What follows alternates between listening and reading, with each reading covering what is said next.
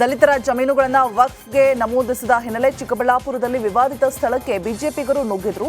ವಕ್ಫ್ ವಿವಾದಿತ ಸ್ಥಳಕ್ಕೆ ಮಾಜಿ ಸಂಸದರು ಹಾಗೂ ಶಾಸಕರು ನುಗ್ಗಿದ್ದಾರೆ. ಚಿಂತಾಮಣಿ ತಾಲೂಕಿನ ತಿಮ್ಮಸಂದ್ರ ಗ್ರಾಮದಲ್ಲಿರುವ ಜಾಗಕ್ಕೆ ಮುನಿಸ್ವಾಮಿ ಮತ್ತು ಛಲವಾದಿ ನಾರಾಯಣಸ್ವಾಮಿ ಹೀಗೆ ಎಂಟ್ರಿ ಕೊಟ್ಟಿದ್ದಾರೆ.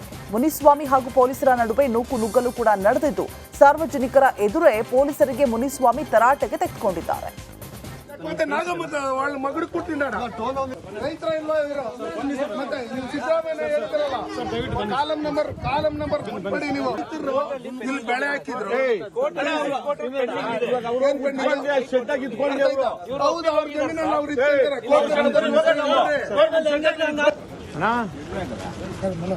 ಜಮೀನಲ್ಲಿ ಅವ್ರು ಡಿಸೆಂಬರ್ 10ರಂದು ಪಂಚಮಸಾಲಿ ಮೀಸಲಾತಿ ಹೋರಾಟದ ಬಗ್ಗೆ ಶಾಸಕ ಬಸವನಗೌಡ ಪಾಟೀಲ್ ಯತ್ನಾಳ್ ಪ್ರತಿಕ್ರಿಯೆ ನೀಡಿದರು. ಕರೆದು ಮಾತನಾಡದೆ ಟ್ರ್ಯಾಕ್ಟರ್ ತಡೆದಿದ್ದಾರೆ. ಸಿಎಂ ಹಿಂದುಳಿದ ಆಯೋಗದಿಂದ ವರದಿ ತರಿಸಬೇಕು, ಅದನ್ನು ಮೀಸಲಾತಿ ಗೆಜೆಟ್ ಹೊರಡಿಸಬೇಕು, ನ್ಯಾಯ ಕೊಡಬಾರದೆಂಬ ಉದ್ದೇಶವಿದ್ರೆ ಹೋರಾಟ ಅನಿವಾರ್ಯ. ಈ ಬಗ್ಗೆ ನಾನು ಅಧಿವೇಶನದಲ್ಲಿ ಧ್ವನಿ ಎತ್ತುತ್ತೇನೆ ಅಂತ ಬೆಳಗಾವಿಯಲ್ಲಿ ಶಾಸಕ ಬಸವನಗೌಡ ಪಾಟೀಲ್ ಯತ್ನಾಳ್ ತಿಳಿಸಿದ್ದಾರೆ. ನಾವು ವಿಧಾನಸಭೆಯಲ್ಲಿ ಇದನ್ನು ಪ್ರಸ್ತಾಪ ನಾವು ಮಾಡ್ತೀವಿ. ನಾವೇನು ಶಾಸಕರಿದ್ದೀವಿ, ಯಾರಿಗೆ ಆತ್ಮಸಾಕ್ಷಿಯಾಗಿ ಸಮುದಾಯದ ಉಪಕಾರ ಆಗಿದೆ, ಸಮುದಾಯದ ಹೆಸರಿನಿಂದ ನೀವು ಏನು MLA ಆಗಿದ್ದೀರಿ, ಸಮುದಾಯದ ಹೆಸರಲ್ಲೇ ಇವತ್ತು ಮಂತ್ರಿ ಆಗಿದ್ದೀರಿ, ನಿಮ್ಮಲ್ಲಿ ಏನಾರು ಆತ್ಮಸಾಕ್ಷಿ ಇದ್ದರೆ ನಮ್ಮ ಜೋಡ ಬಂದು ಬರ್ರಿ. ಎಲ್ಲ ನಮ್ಮ ಸಮುದಾಯದವರಿಗೆ ವಿನಂತಿ ಮಾಡ್ಕೋದೇನಂದ್ರೆ, ಎಲ್ಲಿ ಅವ್ರು ತಡಿತಾರೋ ಅಲ್ಲೇ ರಸ್ತೆ ರೋಕೋ ಮಾಡಿ ಅಲ್ಲೇ ಸಂಜೆ ತನಕ ಕೂತ್ಬಿಡ್ರಿ. ಒಮ್ಮೆ ಪೂರ್ತಿ ಸ್ತಬ್ಧ ಆಗಿಬಿಡಲಿ ಉತ್ತರ ಕರ್ನಾಟಕ. ಆ ರೀತಿ ಎಲ್ಲೆಲ್ಲಿ ತಡಿತಾರೆ, ಎಲ್ಲೆಲ್ಲಿ ಒಳಮಾರ್ಗಗಳದಾವು ಎಲ್ಲ ಉಪಯೋಗ ಮಾಡಿ ಬರ್ರಿ. ಕನಕಪುರ, ಹಾರೋಹಳ್ಳಿ ಎರಡೂ ತಾಲೂಕುಗಳಿಗೆ ಅನುಕೂಲ ಆಗುವ ನಿಟ್ಟಿನಲ್ಲಿ ಕೃಷಿ ಕಾಲೇಜು ಸ್ಥಾಪನೆ ಆಗಿದೆ ಅಂತ ಕನಕಪುರದಲ್ಲಿ ಡಿಸಿಎಂ ಡಿಕೆ ಶಿವಕುಮಾರ್ ತಿಳಿಸಿದ್ದಾರೆ. ಗಾಂಧಿ ಫಾರಂನಲ್ಲಿ ಕರಿಯಪ್ಪನವರ ಹೆಸರಲ್ಲಿ ಕೃಷಿ ಕಾಲೇಜು ಪ್ರಾರಂಭವಾಗಿದೆ. ನಮ್ಮ ಮಕ್ಕಳಿಗೆ ಕೃಷಿ ಆಧಾರ ಆಗಬೇಕು, ಆಧುನಿಕ ಕೃಷಿ ಪದ್ಧತಿ ಬಗ್ಗೆ ಅಧ್ಯಯನ ಮಾಡಬೇಕು. ಇನ್ನು ಕೇವಲ ITBT ಅಲ್ಲ, ಕೃಷಿಯೂ ಕೂಡ ಮುಖ್ಯ ಎಂಬುದನ್ನು ಅರಿತುಕೊಳ್ಬೇಕು ಅಂತ ಡಿಕೆ ಶಿವಕುಮಾರ್ ತಿಳಿಸಿದ್ದಾರೆ. ಕನಕಪುರದಲ್ಲಿ ಮೊದಲು ಖಾಸಗಿ ಕೃಷಿ ಕಾಲೇಜು, ಕನಕಪುರ ಅಲ್ಲ ಇದು ಹಾರೋಹಳ್ಳಿ ಎರಡು ಸೇರಿ ಕನಕಪುರದ RES ಸಂಸ್ಥೆಯವರು, ರೂರಲ್ ಎಜುಕೇಷನ್ ಸಂಸ್ಥೆಯವರು ಗಾಂಧಿ ಫಾರಂನಲ್ಲಿ ಗಾಂಧೀಜಿಯವರ 100 ವರ್ಷದ ಅಧಿಕಾರದ ಪ್ರಯುಕ್ತ ಗಾಂಧಿ ಫಾರಂನಲ್ಲಿ ಕರಿಯಪ್ಪನವರ ಹೆಸರಿನಲ್ಲಿ ಮೊದಲನೇ ಕೃಷಿ ಕಾಲೇಜನ್ನು ಇಲ್ಲಿ ಪ್ರಾರಂಭ ಮಾಡಿದ್ದೇವೆ. ನಮ್ಮ ಮಕ್ಕಳು ಮುಂದಕ್ಕೆ ಕೃಷಿನ ಆಧಾರ ಇಟ್ಕೊಳ್ಬೇಕು, ಭೂಮಿ ಪುತ್ರರಾಗಬೇಕು, ಭೂಮಿಯಿಂದ ನೀವು ಬದುಕಬೇಕು ಅಂತ ನಾನು ಅವರಿಗೆ ಮಾರ್ಗದರ್ಶನ ಕೊಡಲಿ. ಕನಕಪುರದಲ್ಲಿ ಕಲ್ಲಡ್ಕ ಶ್ರೀರಾಮ ವಿದ್ಯಾ ಕೇಂದ್ರದಲ್ಲಿ ವಾರ್ಷಿಕ ಹೊನಲು ಬೆಳಕಿನ ಕ್ರೀಡೋತ್ಸವ ಕಾರ್ಯಕ್ರಮಕ್ಕೆ RSS ಸರಸಂಘ ಚಾಲಕ ಡಾಕ್ಟರ್ ಮೋಹನ್ ಭಾಗವತ್ ಆಗಮಿಸಿದರು. ಇನ್ನು ದಕ್ಷಿಣ ಕನ್ನಡ ಜಿಲ್ಲೆಯ ಬಂಟ್ವಾಳದ ಕಲ್ಲಡ್ಕದಲ್ಲಿ ನಡೆದ ಕಾರ್ಯಕ್ರಮದಲ್ಲಿ ಡಾಕ್ಟರ್ ಮೋಹನ್ ಭಾಗವತ್ ಭಾಗಿಯಾಗಿದ್ದರು. ಇನ್ನು ಸುಮಾರು 3.5 ದಶಕದಿಂದ ಈ ಕ್ರೀಡೋತ್ಸವ ಕಾರ್ಯಕ್ರಮ ನಡೆದುಕೊಂಡು ಬರ್ತಾ ಇದೆ.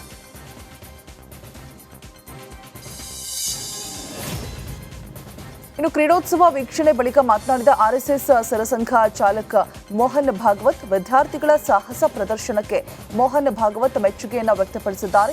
ಇನ್ನು ಶಿಕ್ಷಣ ಕೇವಲ ಹೊಟ್ಟೆ ತುಂಬಿಸುವುದಕ್ಕೆ ಮಾತ್ರವಲ್ಲ, ಸಂಸ್ಕಾರ ಪಡೆಯೋದಕ್ಕೆ ಸಹ ಶಿಕ್ಷಣ ಬೇಕು. ಶಿಕ್ಷಣವನ್ನು ಸರಿಯಾಗಿ ಉಪಯೋಗಿಸುವ ಬುದ್ಧಿ ಸಹ ಅವಶ್ಯಕ. ದೇಶದ ಸಂಸ್ಕೃತಿ, ಪಾರಂಪರೆ, ದುರ್ಬಲರ ರಕ್ಷಣೆಗೆ ನಾವೆಲ್ಲರೂ ಕೂಡ ಸಿದ್ಧರಿರಬೇಕು ಅಂತ ತಿಳಿಸಿದ್ದಾರೆ.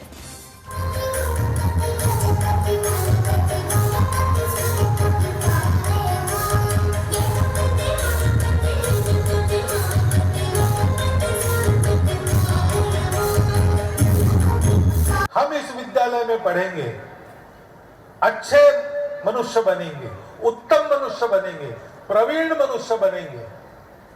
आज जैसे एक एक प्रदर्शन का कार्यक्रम उत्कृष्ट हो, ऐसे आपने मेहनत की, वैसे अपना ज्ञान भी उत्कृष्ट होना चाहिए. इसका प्रयास आपको करना है और उस उत्कृष्ट ज्ञान का उपयोग स्वार्थ के लिए नहीं करना. विश्व को अच्छा बनाने के लिए, भारत को परम वैभव संपन्न बनाने के लिए, शक्तिवान बनकर देश की, समाज की, धर्म की, संस्कृति की रक्षा करने के लिए, दुर्बलों की रक्षा करने ಸಿಲಿಕಾನ್ ಸಿಟಿ ಪಾಲಿಕೆಯ 3 ವಲಯಗಳಲ್ಲಿ ಪಾದಚಾರಿ ಮಾರ್ಗ ಒತ್ತುವರಿ ತೆರವು ಕಾರ್ಯಾಚರಣೆ ನಡೆಸಲಾಗ್ತಾ ಇದೆ. ನಗರದ ದಕ್ಷಿಣ ರಾಜರಾಜೇಶ್ವರಿ ನಗರ ಹಾಗೂ ಮಹದೇವಪುರ ವಲಯಗಳಲ್ಲಿ ಒತ್ತುವರಿ ತೆರವು ಮಾಡಲಾಗ್ತಾ ಇದೆ. ಪಾದಚಾರಿ ಮಾರ್ಗಗಳನ್ನು ಒತ್ತುವರಿ ಮಾಡಿಕೊಂಡು ನಾಗರಿಕರ ಓಡಾಟಕ್ಕೆ ಸಮಸ್ಯೆ ಆಗ್ತಾ ಇತ್ತು. ಹೀಗಾಗಿ ಪಾದಚಾರಿ ಮಾರ್ಗದಲ್ಲಿರುವ ಅಂಗಡಿ ಮುಂಗಟ್ಟುಗಳನ್ನು ತೆರವು ಮಾಡಲಾಗಿದೆ. ಇನ್ನು ಪಾದಚಾರಿ ಮಾರ್ಗಗಳನ್ನು ಒತ್ತುವರಿ ಮಾಡದಂತೆ ವ್ಯಾಪಾರಿಗಳು ಎಚ್ಚರಿಕೆ ನೀಡಲಾಗಿದೆ. ಕೆಡಿಪಿ ಸಭೆಯಲ್ಲಿ ಮೊಬೈಲ್ನಲ್ಲಿ ಮಗ್ನರಾಗಿದ್ದ ಅಧಿಕಾರಿಗಳಿಗೆ ಸಚಿವ ಶಿವರಾಜ್ ತಂಗಡಗಿ ತರಾಟೆ ತೆಗೆದುಕೊಂಡಿದ್ದಾರೆ. ಕೊಪ್ಪಳ ಜಿಲ್ಲಾಧಿಕಾರಿ ಕಚೇರಿಯಲ್ಲಿ ಕೆಡಿಪಿ ಸಭೆ ನಡೆಸಲಾಗ್ತಾ ಇತ್ತು. ಈ ವೇಳೆ ಸಭೆಯ ಮಧ್ಯದಲ್ಲಿ ಮೊಬೈಲ್ನಲ್ಲಿ ಕೆಲವು ಅಧಿಕಾರಿಗಳು ಮಗ್ನರಾಗಿದ್ರು. ಬಳಿಕ ಅಧಿಕಾರಿಗಳನ್ನು ಎದ್ದು ನಿಲ್ಲಿಸಿ ಸಚಿವ ಶಿವರಾಜ್ ತಂಗಡಗಿ ಕ್ಲಾಸ್ ತೆಗೆದುಕೊಂಡಿದ್ದಾರೆ. ಸಭೆಯಲ್ಲಿ ಏನ್ ಮಾಡಬೇಕು ಎಂಬ ಕಾಮನ್ ಸೆನ್ಸ್ ಇಲ್ವಾ, ಇಡೀ ನಾವೆಲ್ಲ ಬಂದಿರೋದು ಏಕೆ ಅಂತ ಅಧಿಕಾರಿಗಳಿಗೆ ತರಾಟೆ ತೆಗೆದುಕೊಂಡಿದ್ದಾರೆ.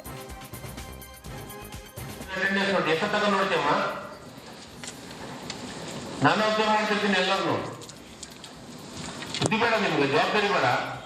ಜಿಲ್ಲದ ಅಧಿಕಾರಿಗಳಾಗಿ ಏನ್ ನಿಮ್ಗೆ ಸುಮ್ಮ ಮೊಬೈಲ್ ನೋಡ್ಕೊಂಡು ಕೂತ್ಬಿಡೋದು. ಸಣ್ಣ ಮಕ್ಕಳು ಕುಂತಾನೆ ಇಷ್ಟಂತ ನಾನು ಇಬ್ಬರನ್ನ ಅಬ್ಸರ್ವ್ ಮಾಡಕತ್ತ. ನಾನು ನೋಡ್ತೀನಿ ಮೆಸೇಜ್, ನಮಗೂ ಮೆಸೇಜ್ ಬರ್ತಾವೆ, ನೋಡ್ತೀನಿ. ನೋಡಿ ಹಂಗ ಒಂದು ಸೆಕೆಂಡ್ ಇರ್ತೀನಿ. ಏನು ಮೊಬೈಲ್ನಾಗ ಆಟ ಆಡ್ಕೊಂಡು ಕುಂತೀರಿ ಅರ್ಧ ತಾಸು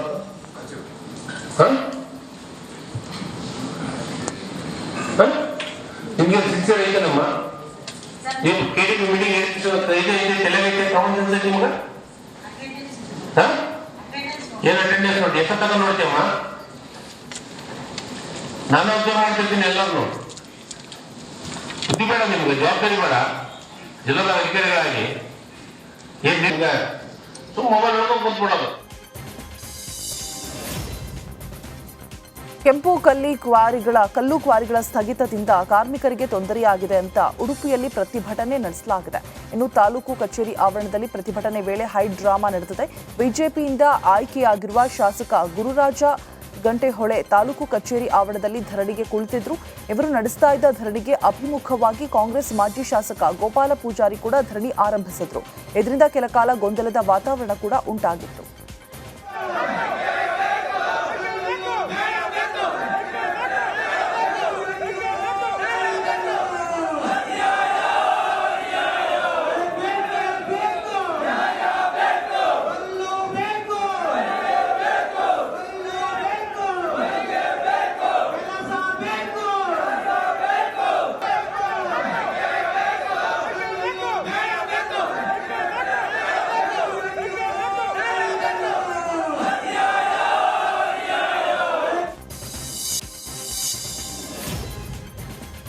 ಗದಗ ಜಿಲ್ಲೆ ಶಿರಹಟ್ಟಿ ತಾಲೂಕಿನ ಮಾಗಡಿ ಕೆರೆಯಲ್ಲಿ ವಿದೇಶಿ ಪಕ್ಷಿಗಳ ಆಗಮನದಿಂದ ಪ್ರವಾಸಿಗರನ್ನ ಆಕರ್ಷಿಸ್ತಾ ಇದೆ. ಇಲ್ಲಿ ದೇಶ ವಿದೇಶಿಯ ಹಕ್ಕಿಗಳು ಪ್ರತಿ ವರ್ಷ ಚಳಿಗಾಲಕ್ಕೆ ಲಗ್ಗೆ ಇಡುತ್ತೆ.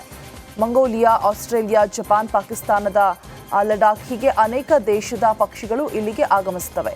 ಆಯಾ ದೇಶದ ಹವಾಮಾನ ವೈಪರೀತ್ಯವೇ ಈ ಪಕ್ಷಿಗಳು ಇಲ್ಲಿಗೆ ಬರೋದಕ್ಕೆ ಕಾರಣ. ಇನ್ನು bar headed goose, Brahminy duck, black ibis, little grebes, red ಥಾಟ್, ಪ್ಯಾಟೆಂಡ್, ಸ್ಪಾರ್ಕ್ ಸೇರಿದಂತೆ ಅನೇಕ ಜಾತಿಯ ಪಕ್ಷಿಗಳು ಇಲ್ಲಿಗೆ ಆಗಮಿಸುತ್ತೆ. ಹೀಗಾಗಿ ಪಕ್ಷಿಧಾಮವನ್ನು ಅಭಿವೃದ್ಧಿ ಮಾಡಬೇಕು ಎನ್ನುವುದು ಪಕ್ಷಿ ಪ್ರೇಮಿಗಳ ಒತ್ತಾಯವಾಗಿದೆ.